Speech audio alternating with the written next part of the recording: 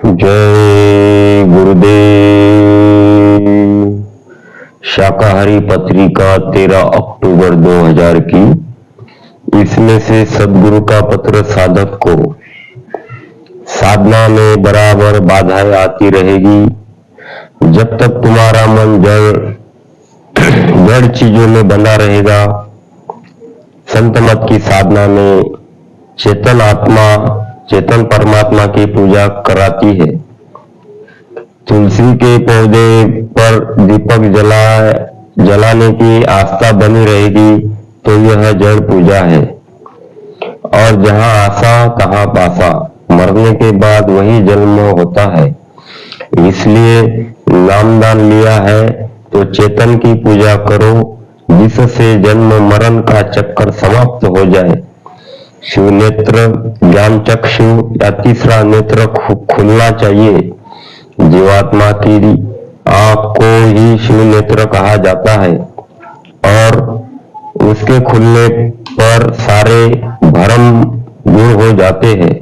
दोनों आंखों के पीछे इस मनुष्य शरीर में जीवात्मा बैठी है और उसमें एक आंख है।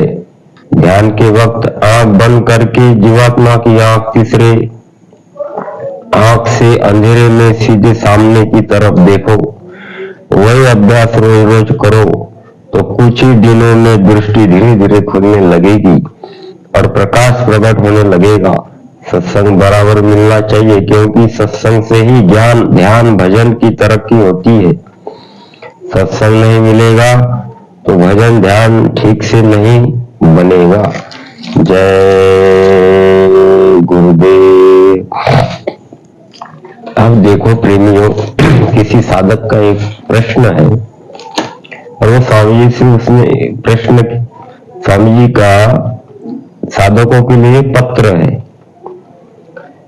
उसमें कहते हैं स्वामी जी और हमको लिखते हैं लेटर कि साधना में बराबर बाधाएं आती रहेगी। क्यों? ये जो मृत्यु लोक है, इस काल भगवान का 3 लोक 14 गुण के इस लोक के वो मालिक है और उन्होंने ऐसी कुछ रचना कर दी हमारे अंदर काम, क्रोध, लोभ, मोह, अहंकार, शब्द, स्पर्श, रस, रूप, धन ऐसे औजार बिठा दिए।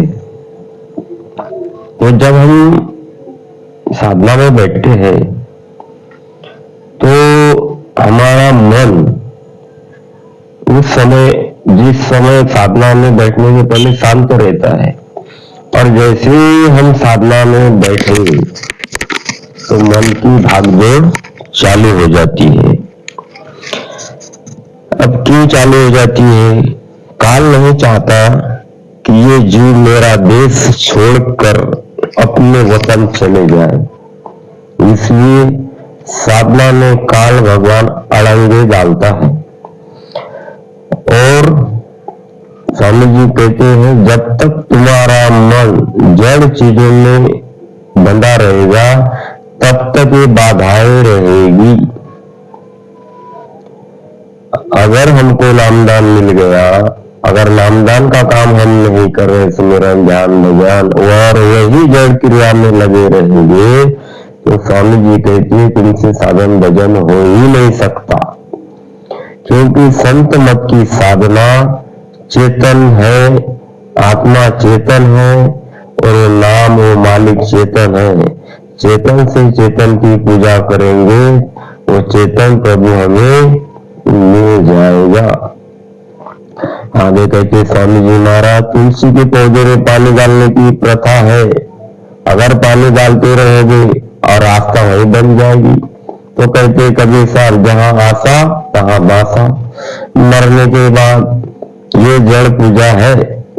पत्थर पे पानी चढ़ाना, तुलसी को पानी चढ़ाना, पौधे को पानी चढ़ाना, जो भी हो ये सब जड़ पूजा है। और जहां आशा बंधी रही वहां हमको मरने के बाद वही जन्म होता है। इसलिए जब नामदान मिल गया है तो हमारा कर्तव्य है चेतन की पूजा करनी चाहिए जिससे हमारा जन्म मरण का चक्कर समाप्त हो जाए। इसलिए ये जो है चेतन की पूजा से हमारा आवागमन का चक्कर, जिसे जन्म मरण का चक्कर कहा है, वो समाप्त हो जाता है। जब तक हमारा शिव नेत्र, ज्ञान चक्र, तीसरा नेत्र नहीं, नेत्र खुलना चाहिए। जीवात्मा की आंख को शिव नेत्र कहा जाता है और उसके खुलने पर सारे भ्रम दूर हो जाते हैं। देखो, जब इंसान अपने आप को जब तक नहीं जानेगा, गुरु को नहीं पहचानेगा। और हम क्या देखते हैं, हमारा शरीर ही नहीं हूं, मगर शरीर हम है ही नहीं। ये तो ऊपर से बोलते हैं भाई हाँ हाँ हाँ, मगर अंतर में जब तक हमको हमारा आत्म साक्षात्कार नहीं होगा, तब तक हमको मालिक पर भरोसा नहीं होगा। इसीलिए कहावत है कि खुद ही को जानो, खुदा को पहचानो। जिसने खुद ही को जाना, उसने खुदा को पहचाना। ध्यान के वक्त आंख बंद करके स्वामी जी कहते, जीवात्मा की आंखों से अंधेरे में सीधे सामने की तरफ देखना चाहिए। यही अभ्यास रोज रोज हमको करना है।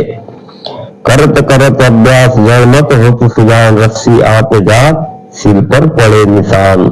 दृष्टि धीरे धीरे खुलने लगेगी और प्रकाश प्रकट होने लगेगा। मगर इसके लिए कहा स्वामी जी ने, सत्संग बराबर मिलना चाहिए। देखो यहाँ सत्संग की बात आई है। बिना सत्संग के हमारे जीवन में परिवर्तन हो नहीं सकता, चाहे संसार में हो या परमार्थ के रास्ते पर हो। सत्संग मिलना जरूरी है, बराबर सत्संग मिलना चाहिए, क्योंकि सत्संग से ही ध्यान भजन में तरक्की होती है। सत्संग नहीं मिलेगा तो भजन ध्यान ठीक से नहीं बनेगा। जय गुरुदेव।